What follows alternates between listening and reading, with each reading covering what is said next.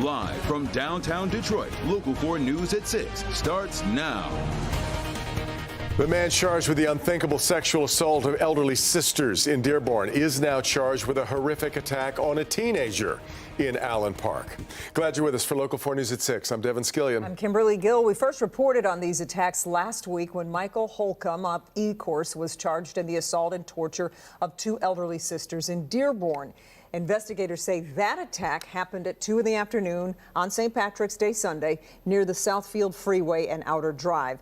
It's also believed just a few hours earlier in Allen Park, Holcomb assaulted a 13-year-old girl. The charges in that incident just came down. Sean Lay has been following these cases closely. He joins us live with what he's uncovered. Sean. Horrific case here. We're looking at these charges, these new charges filed late today. It gives you an indication of just how awful this attack on a child was. Look, here in Wayne County, Prosecutor Kim Worthy says this is one of the worst things she's ever seen. The entire body of work here, the attack on the 13-year-old and the elderly sisters. Same goes for the Dearborn police chief, saying it was just sickening. Allen Park's chief telling me it's just awful. But can't reveal so many details because we're talking about a child. But here's what we know.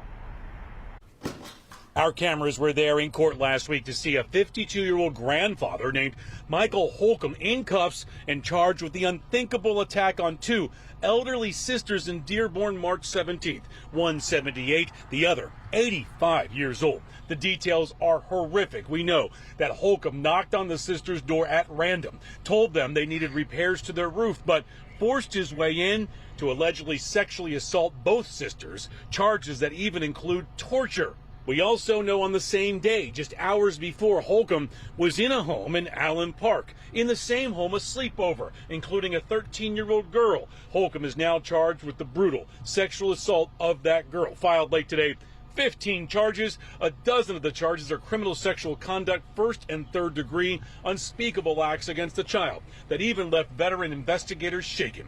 The other charges involve unlawful imprisonment against the girl and assault to do great bodily harm by strangulation. Allen Park Chief Chris Egan telling me this is one of the worst cases he's ever seen. These situations not only are hard for the community, they shake our officers to the core too. We had brand new officers on scene and very seasoned officers that this shook them.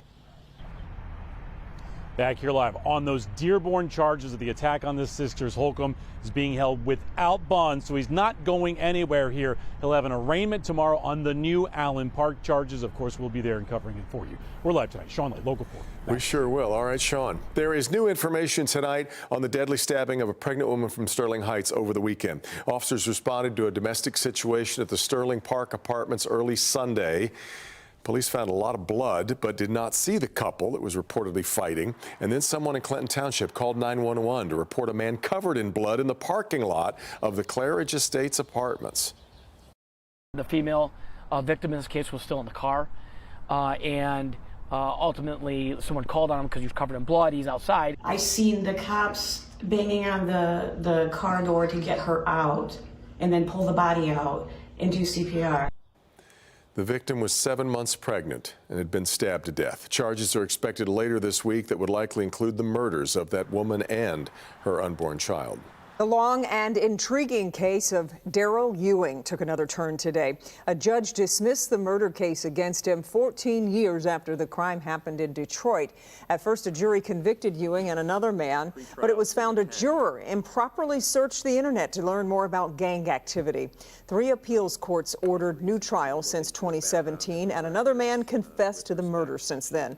Today, a judge dropped the case, meaning Daryl Ying can expect to get released from the Wayne County Jail. Local 4's Rod Maloney is live downtown with that part of the story. Yeah, Kimberly, his name is Daryl Ying, and he is in the Wayne County Jail tonight. But his family, they've been driving slow, lazy circles around the jail here for most of the day, tell me they think he'll be out perhaps in an hour or even 2. We last heard from Daryl Ying last December 1st, representing himself in a motions hearing, lambasting Judge Kiefer Cox. The thing is, and respectfully, I just learned that you just came out the prosecutor's office a couple months ago, and that you're friends with Kim Worthy, and that you're friends with John Washington. So how are you even sitting on my case? I just learned this, Your Honor. How are you even, that's actual bias. You might think that would give a judge pause, but it didn't. This morning, Judge Cox dismissed the murder case against Ewing without prejudice, which means prosecutors can bring it again at some future date if they want to. But Ewing's family said as things stand now, he's about to get released from the Wayne County Jail. I still haven't sunk all the way in, but thank you, Jesus. In their minds, wrongfully accused. His mother is Lasagna Dodson. We've been coming down to pick him up every time, and then it goes to Supreme Court, then it goes to another court. Then you got to go back down to this court. So the system is so hard to keep letting us up to let us down. Darrell's father, Rick, held up paperwork showing he's due for release. Now my friends and family can stop asking me, when is he coming? When is he coming? Minutes later, Darrell called his family gathered outside the jail. Uncles, family members have passed, friends have passed, and time. But everything through it all, I'm grateful. It's no regrets. God is good, and He has prepared me for a purpose. Now, the murder in this case happened in December of 2009, just a couple of nights before New Year's, and it happened at Harper and Van Dyke. The victim's name was J.B. Watson. He wound up shot at a red light at that time. Ewing was convicted of first-degree murder and sentenced to life in prison without parole. Another man, Derico Searcy, ended up convicted of second-degree murder in that case. The family says that it is likely he is to be released in this case as well. Back to you. And what are we hearing from Kim Worthy's office about this, Rod? Well, they said today that they're going to look at this. They're deciding whether to appeal this dropping of the case, but they still have the option to bring a case if they feel like they have one in the future. All right, we got it. All right, Rod. A man in Wyandotte was rushed to the hospital after an explosives mishap inside his home. There are no signs of damage on the outside of the house on Cora Street. This is between Antoine Street and Bomey Avenue. But police tell us the damage inside is extensive and that the homeowner was badly injured by something that went wrong while he was trying to make homemade fireworks. One other person was in the house at the time, but we're told their injuries are not serious. Work is beginning today at Michigan State to renovate the Student Union and Berkey Hall. Parts of those buildings have been closed since the shooting in February of last year when 3 students were killed. Work began today at the MSU Union. Work on Berkey will start next week. The former food court area of the MSU Union will be updated, and some classrooms at Berkey will become gathering spaces. Renovations on both should be finished by the fall.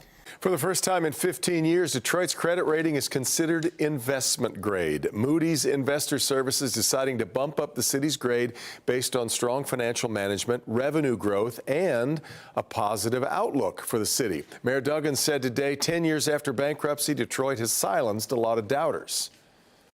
When the emergency manager left in 2014, there were a lot of dire predictions. Detroiters can't be trusted with self-determination, can't run their own finances. What's going to happen now? And what we have done since is 10 credit rating upgrades in less than a decade. It has been nothing but a remarkable run. And I was really pleased to see Moody's in their report cite the 10 years of strong financial management in the city as the reason for this, as well as the fact that the home values in Detroit have doubled in the last 5 years. And to mark the occasion, the mayor passed out small bottles of black ink to city employees to celebrate Detroit no longer being in the red. All right, the traveling circus known as the NCAA men's basketball tournament will be swinging through Detroit this week. Little Caesars Arena will host Sweet 16 and Elite 8 rounds Friday and Sunday. Today, the court itself is in place. And as Victor Williams shows us, those pieces came from right here in Michigan. Talk about an exciting time. March Madness is right back here in the Motor City. Once the tournament actually starts, the first game will be the 25th college basketball game to take place in the arena. But the cool thing is the floor, because it's from right here at home. Michigan's the place to be. The NCAA Midwest Regional is set for the Sweet 16 and Elite 8 games taking place in Detroit.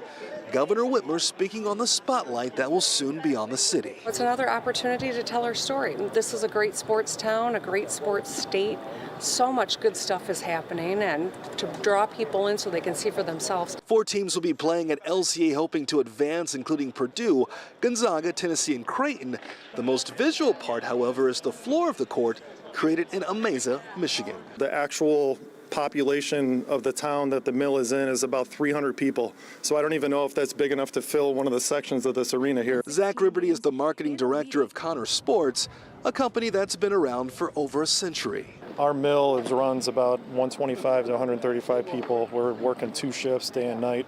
The process for the court starts about 9 months ago, 10 months ago. So this isn't something that we just have sitting ready to roll. Like, this is something we make to order. All of the flooring being transported to LCA and put together overnight. You guys get to see the end product, but the amount of hard work and effort it goes to get to this point is a lot. This court can tell you we are doing cutting-edge manufacturing in the smallest of towns in the most northern part of the state of Michigan. And that traveling circus will be right back here over at LCA in just a matter of days. Live in LCA, Victor Williams, Local 4. Going to be really exciting. All right, Victor. All right, let's take a live look outside. A gorgeous day. Wow. Nice. Temperatures in the 60s. Yeah, after having that little bit of snow this weekend. Let's get over to Kim Adams on the forecast. Well, that's why we can't get too stressed out when it snows this time of year, because it's usually replaced with some pretty nice weather, as is the case right now. It's turned out to be a picture-perfect start to the work week with partly sunny skies and temperatures anywhere from the low 60s in Detroit all the way to 67 now in Adrian. 24 hours from now, though, we could have some strong to severe thunderstorms. They would be pretty isolated, but we do have that chance. It's a marginal risk. The scale goes all the way up to high, so it's the lowest threat level, but it extends all the way from northern lower Michigan down through northern Kentucky. Right now there are some showers and thunderstorms, but they're out to the west of us. This batch moving to the north, but we'll see showers and storms develop by tomorrow morning commute. We'll have heavy rain, strong thunderstorms again about 24 hours from now. We'll talk more about what we're expecting in between with that mostly cloudy sky coming up.